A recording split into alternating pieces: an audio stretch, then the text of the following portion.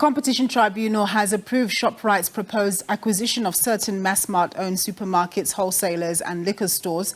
It has also given Shoprite the green light to buy Massmart's Massfresh business, but a number of conditions are attached. These include the divestment of some stores to independent retailers, directing that Shoprite continues to buy local, and also ordering that there should be no retrenchments in the process of the takeover. Well, for more on this, to give us more detail around the Shoprite takeover of Massmart approval, I'm joined by Wiri Gumbi. He's a Principal Analyst at the Competition Commission. Thank you very much, Mr. Gumbi, for joining us. So the Competition Tribunal approved Shoprite's takeover of certain Massmart stores, but this came with a lot of conditionalities. Just take us through what the Tribunal has approved in principle, the conditions attached, and why. Thank you, Nompobulelo. Afternoon to you and to your viewers. The Competition Tribunal has approved Shoprite's acquisition of 46 retail grocery stores from Massmart. Massmart will retain 10 of the stores it originally intended to sell to Shoprite. That was to address certain competition concerns that arose from the merger. As you may be aware, the Competition Commission, which is responsible for investigating large mergers and then making a recommendation to the Competition Tribunal, had recommended that the merger is approved subject to various public interest conditions. The Tribunal has decided that it is better for competition concerns to be addressed by the divestiture of 10 so-called highly problematic stores. These are stores where market shares were very high post-merger. And why these areas were specifically identified in the Commission's recommendation is that we have highlighted through our various interventions, be it the grocery inquiry and other interventions, that the supermarket sector is a priority sector. And we see that this sector is a sector that is highly concentrated. In fact, there are 4 national chains, of which Shoprite and the target businesses here being sold by Massmart are 2, the other 2 being Pick and Pay and Spar. So the concern was that market shares in certain geographic areas will be very high. We've narrowed down this assessment to look not only at which retailers have a national presence, but those that specifically target lower income customers, such as was the case in this merger. Yeah. So tell us a little bit more about the emphasis on buying local and just reinforcing local supply chains. Yes. You'll be aware that when we assess mergers, we have to look at a merger's effect on competition as well as public interest.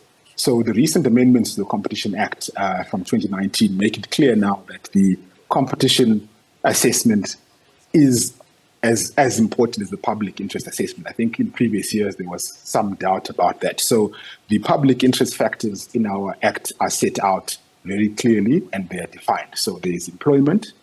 In this merger, we had recommended that there should be no employment losses. In fact, we had recommended that the merger is approved because it was likely to save up to 7,000 jobs at the target businesses.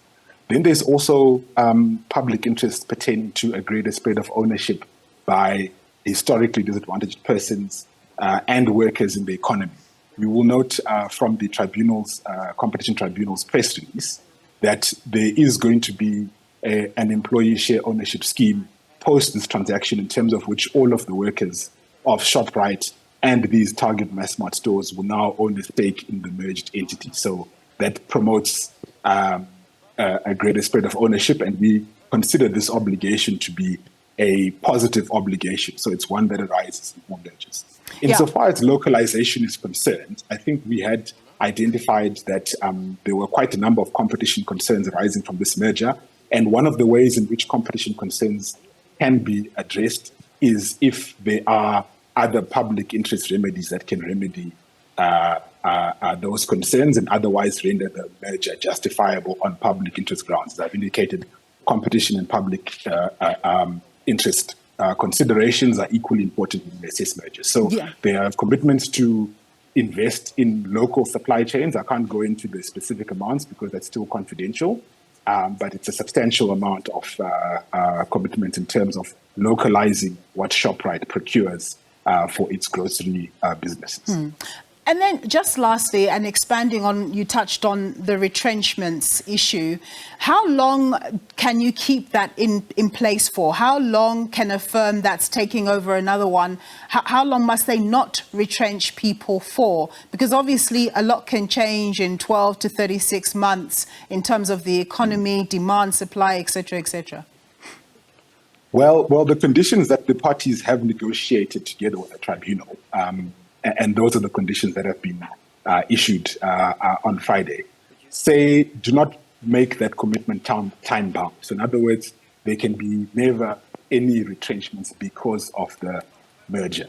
So if there are any retrenchments, and by retrenchments we exclude the voluntary severance packages or other dismissals of cause, if there are any retrenchments post-merger, we would have to, as the Commission, who's responsible for monitoring those conditions, satisfy ourselves whether or not those retrenchments are linked to the transaction. So that's an assessment that we'll have to do in any event. But of course, the further away in time those retrenchments are from the decision date, the less likely they are to be because of the merger. And of course, that has been confirmed by the tribunal in various other cases. So I hope that clarifies somewhat. No, absolutely. Makes it very clear indeed. Thank you very much, Mr. Gumbi, for speaking to us and clarifying what's transpired around this Shoprite takeover of certain Massmart stores. That was Wiri Gumbi. He's a principal analyst at the Competition Commission.